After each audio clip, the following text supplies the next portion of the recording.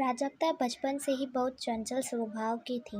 दिखने में वह बहुत सुंदर थी। अपने तीनों भाई बहनों में से सबसे गोरी चिट्टी थी, इसलिए उसके रंग रूप को देखते हुए उसकी खूब तारीफ करते।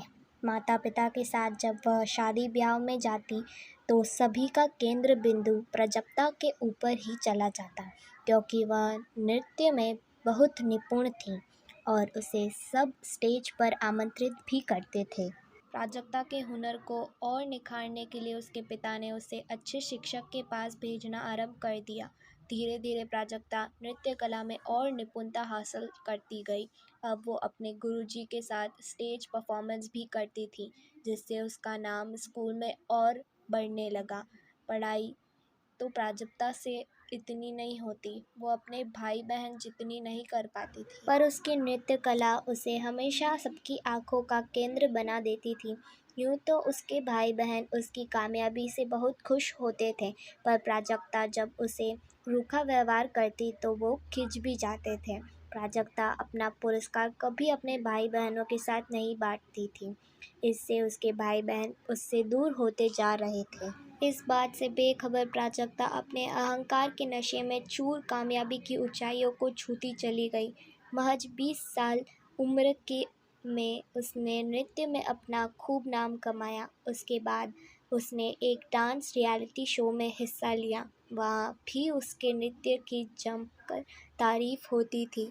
प्राजक्ता के माता पिता और भाई बहन उसे बहुत चाव से टेलीविज़न पर देखते थे। उसकी हर परफॉर्मेंस पर खूब तालियां बजाते थे, किंतु जब भी उसे यह पूछा जाता कि उसकी कामयाबी का श्रेय किसे देगी, तो प्राजक्ता के जवाब से कहीं न कहीं उसके परिवार को बहुत धक्का महसूस हुआ। उसने सारा श्रेय गुरु और खुद को दिया। वो भूल गई थी कि नृत्य सिखाने के लिए उसके माता पिता ने कितनी मेहनत की थी।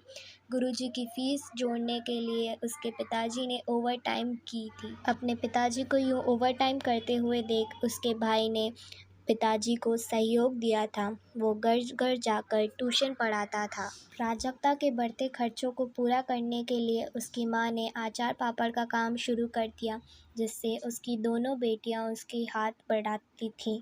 प्राजक्ता को यूँ सब देखती थी, पर वह कुछ नहीं कहती। वह किसी से भी मीठे बोल नहीं बोलती थी और अपने घर पे भी वो सेलिब्रिटी की तरह रहती थी। समय का पहिया घूमता रहा। आज प्राजक्ता का भाई बहुत बड़ा सफल एक इंजीनियर है। उसकी छोटी बहन स्कूल में अध्यापिका है और उसकी सबसे बड़ी बहन अपने माता के साथ वही आचार का बिजनेस करती है, जिसमें वह बहुत सफल है और मार्केट में उसकी बहुत अलग ही पहचान बनी हुई है। प्राजक्ता कभी अपने भाई बहनों की खुशियों में शामिल नहीं हुई।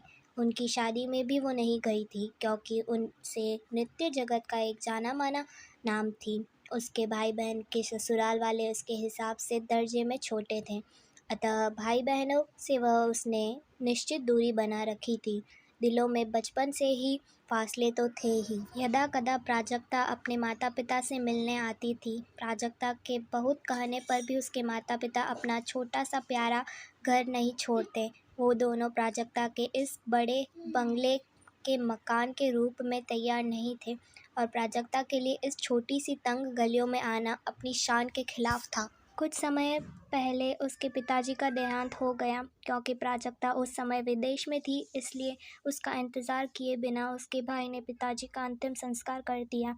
माँ की तबीयत अक्सर खराब रहती थी। प्राजक्ता की दोनों बहनें आकर उसकी खूब सेवा करती थीं, पर हर समय वो उसके पास नहीं रह पाती थी। सबने माँ को खूब समझाया कि माँ प्राजक्ता के घर चली जाए या फिर अपने बेटे के घर, जो कि विदेश में सेटल था।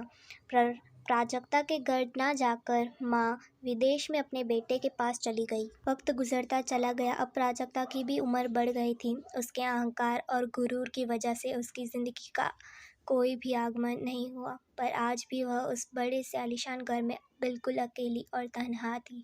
बहनों से बातचीत बिल्कुल ख़त्म और भाई कभी उसकी सुध नहीं लेता। माँ भी कुछ समय पहले ही गुजर गई थी। आज वो उम्र के इस पड़ाव पर बिल्कुल तन्हा और अकेला महसूस कर रही थी। एक समय था जब वो अपने अपनों की बेकदरी करके उस भीड़ का चुना तो उगते सूरज को सलाम करता है। आज वही भीड़ किसी और उगते हुए सूरज को सलाम कर। अब प्राजक्ता के अपने भी पराये हो चुके हैं। आज उसकी ज़िंदगी में बचा है तो केवल वो शून्य है। धन्यवाद।